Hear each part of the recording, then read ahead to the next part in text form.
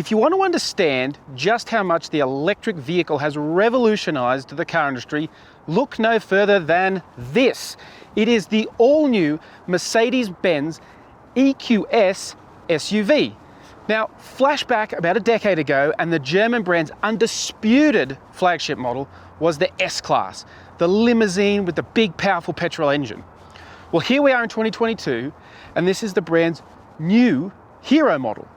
It's all electric and it's an SUV, and it's what the brand believes its modern customers want.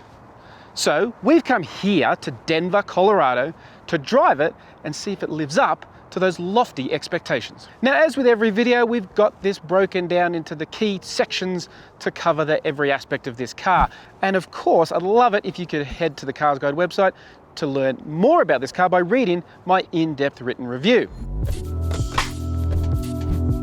Here at the international launch of the EQS SUV, there were 3 variants to try: the 450 rear-wheel drive, the 450 4MATIC, and the 580 4MATIC.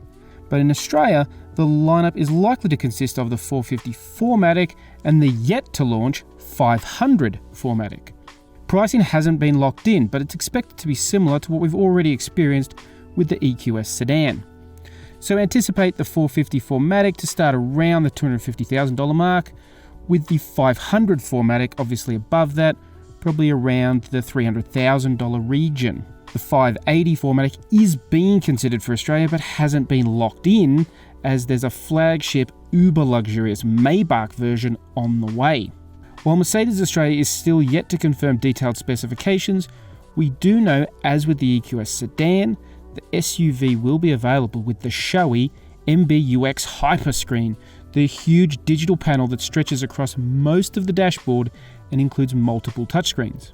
It's likely it won't be standard on the 450 4MATIC though, only an option, and instead it will have the still stylish and high-tech 12.8-inch portrait-style screen in the centre of the dash. The thing that first grabs you when you lay eyes on the EQS SUV is its smooth, flowing lines rather than the straighter angles that define its internal combustion sibling, the GLS.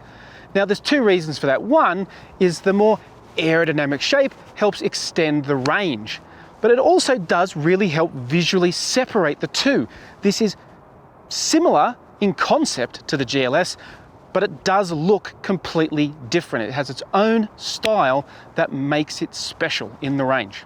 The obvious design hallmarks of the EQS is the huge front panel, which replaces a traditional grille. It features an illuminated 3-point star badge, which is one of the showpiece elements of these new electric Benzes. Despite measuring more than 5 meters long and nearly 2 meters wide, the smoother lines of the EQS SUV do make it look and feel smaller and more compact than the GLS. One of the main ways it achieves this is by rounding off and shortening the overhangs. For example, at the rear, the so-called bumper bench, that's a trademark of the likes of the GLE and GLS, has been replaced by a more streamlined tailgate and bumper design. One disappointment about the design, given the EQS SUV is on a bespoke electric vehicle platform, is the lack of under-bonnet storage. While some brands have used the compact electric motors to generate more secure luggage space, Mercedes has instead opted to use that area for mechanical components, believing its customers don't want to have to open the large bonnet to stow and collect items on a regular basis. Overall though, it feels different and separate from the petrol-powered Mercedes SUVs, but it also feels conservative in some ways, as though the brand was unsure how far it could push the boundaries with these new electric models. Now, obviously, one of the things that really defined the S-Class as the flagship of the Benz range was its interior. It led in terms of technology and luxury in the cabin. And the EQS SUV continues that trend. It is loaded full of goodies and luxuries to make your driving experience relaxed and full of everything that you could possibly need.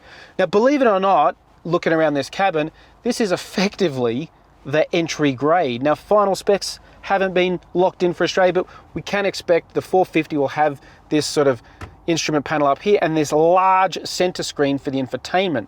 And of course, if that's not good enough for you, you can get the hyper screen that we've seen in the EQS sedan, which runs almost the entirety of this front fascia here. As for the comfort level, the seats are really supportive and comfortable. We've driven around all day around Denver and it's really been a breeze.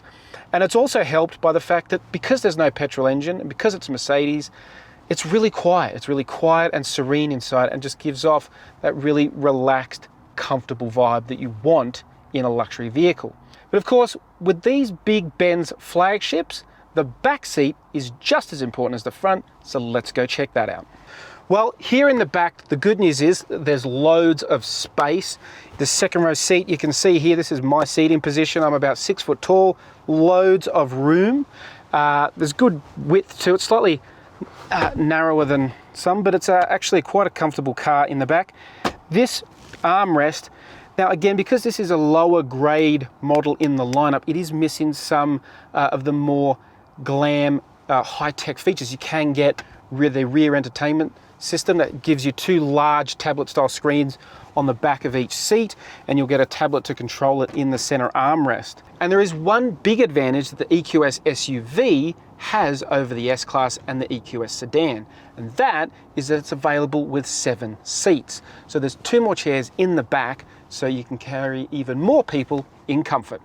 Access to the third row is at the touch of a button, with both the passenger side second and front row seats moving forward and out of the way as long as no one is already in them. Once inside, third row occupants do get their own aircon vents, cup holders and USB outlets, although space is a little tight, especially if you're an adult. The boot measures 565 litres with 5 seats in use, but drops to just 195 litres if all 7 seats are up. Or if you need to take large items though, you can drop both the second and third row seats to increase cargo capacity to an impressive 2,100 litres. As the name implies, the EQS SUV is based on the EQS sedan, either because the German brand wants to keep it simple or just confuse us.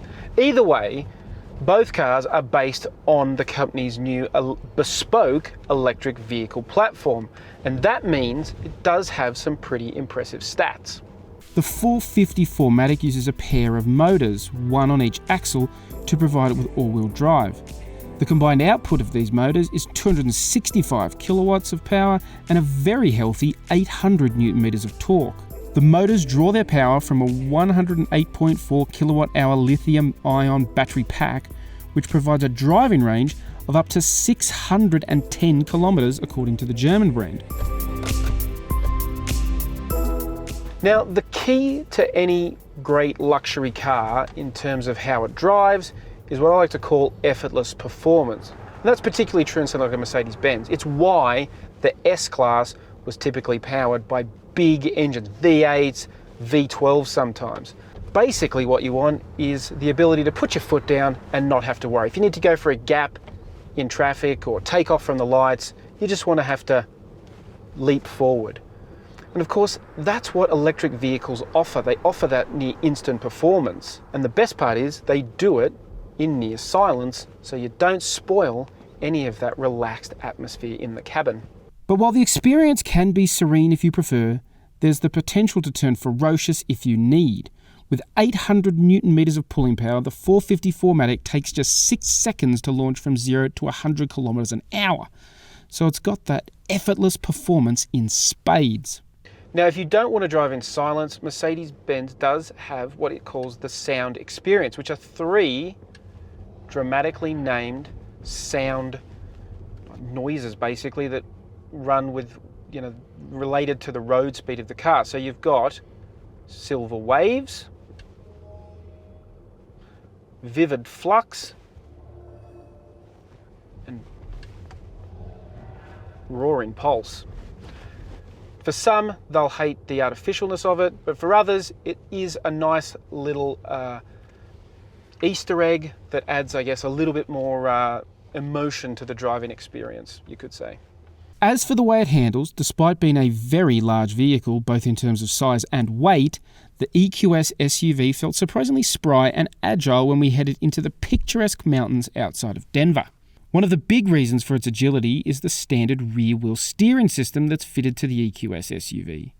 Every model comes with at least 4.5 degrees of rear turn-in, but it can be increased to a significant 10 degrees as an option. This makes it feel more responsive at speed and much more manoeuvrable at low speeds.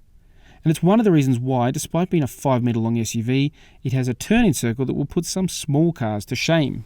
It also comes with adaptive air suspension that can switch between comfort, sport, and even off-road settings, adjusting the ride height between each one.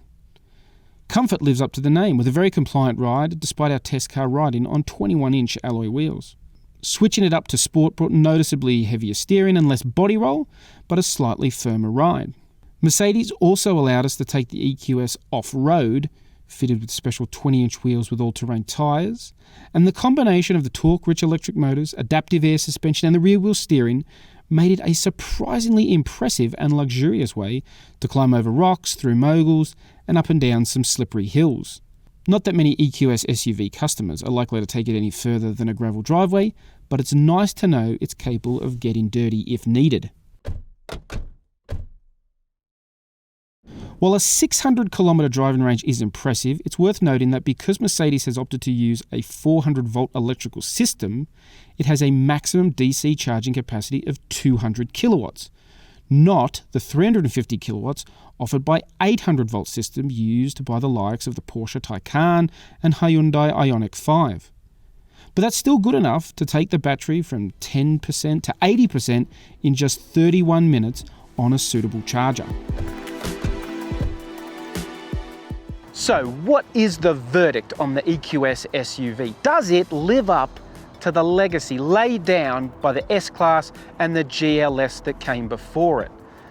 I mean, can it be a luxury limousine when frankly it's not a limousine and it doesn't have a big powerful internal combustion engine? Well, unsurprisingly for the brand that invented the automobile, reinventing it for this new era of electrification and SUV dominance is a challenge it easily mastered. It does all the things you expect a luxury Mercedes-Benz to do. It's quiet and refined, but powerful and dynamic. It's also spacious and pampering inside, and that's a key tenet for any true luxury limousine.